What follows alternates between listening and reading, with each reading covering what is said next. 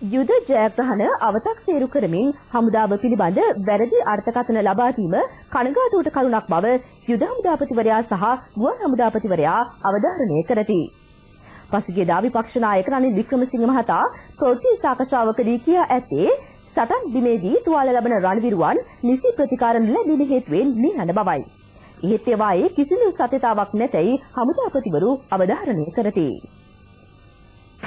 සයි දෙයකට ඉස්සෙල්ලා විශාල සටන් ආරම්භ කරා කොටින්ට ගහන්න බොහෝ දෙනෙක් සටනට ගියා බොහෝ දෙනෙක් තුවාල වුණා බොහෝ දෙනෙක් මනුමුවටපත් වුණා කොටින්ගෙත්පත් වුණා හමුදාවෙත්පත් වුණා දැන් හමුදාවයි කියන්නේ මේ සමහර අය මැරුණේ සටන් බිම ඒ අයට මොකක්වත් කරන්න අපිට අවස්ථාවක් නැහැ සමහර අය මැරුණේ රෝහලට ගේන අවස්ථාවයි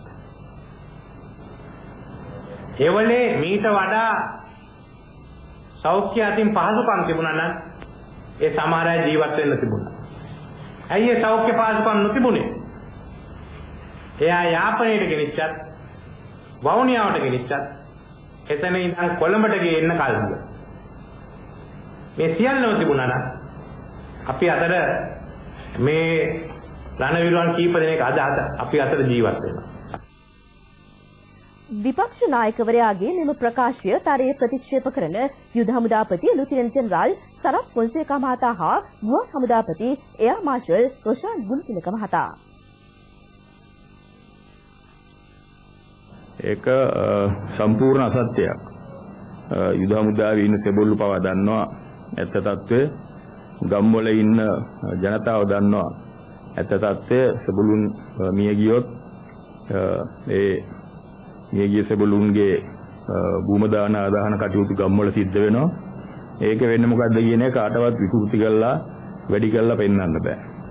ඒක සටන් බිමේ සටනේ ස්වභාවය අනුව වෙච්ච දෙයක් ඇරෙන්න ඒ දේශපාලනඥයා කියපු විදියට තුවාලකරුවන් ඉවතට ගෙන යාම ප්‍රමාද වෙච්ච හන්ද වෙච්ච දෙයක් නෙමෙයි. ත්‍රස්තවාදීන්ට විශාල වශයෙන් ආට්ලරි සහ මෝටාර් වැනි අවියාවුද තියෙනවා. ඒවට ඇති වෙන බෝම්බ තියෙනවා. මේ ඔක්කොම සටන් විරාම කාලේ ගෙනාපු දේවල්. දැන් අපට ඒ අවියාවුද වලට මුහුණ දෙනවා ඇරෙන්න වෙන විකල්පයක් නැහැ. ඒවට මුහුණ නොදී මේ යුද්ධ ගෙනියන්න බෑ. එතකොට වෙන තුවාලකරුව වැඩි එකට වග කියන්න ඕනේ අවියාවුද ගේන්න ඉඩ දීපු කට්ටිය. තත්ත්වය නම් ගුවන් හමුදාව නිසා යුද බිමේ තුවාලයන් සෙබළු. ගුවන් හමුදාවේ වරදක් නිසා අඩුපාඩුවක් නිසා යුද බිමෙන් ඉවත් කරන්න බැරි වුණා කියන එක අමූලික බොරුවක්. අපේ සෙබළු යුද බිමේ තුවාල වුණාම හෙලිකොප්ටර් යානාවලින් අනුරාධපුරයට කෙලින්ම ගේනවා. ඒතකොට ගුවන් හමුදා ගුවන් යානා වල ප්‍රශ්නයක් එතන බලපාන්නේ. ඇති වෙන හෙලිකොප්ටර් යානා තියෙනවා.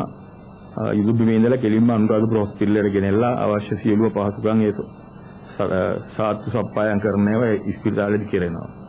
යාපනයේ තුවාලෙන් සෙබළුන් ගුවන් යානාවලින් ගෙන කොළඹට කෙලින්ම ඒක කවදාවත් ප්‍රමාදයක් නැහැ. දිනපතාම ඇති වෙන ගුවන් යානා උඩට පල්ලයට යනවා යාපනයේ ඉඳලා කොළඹට.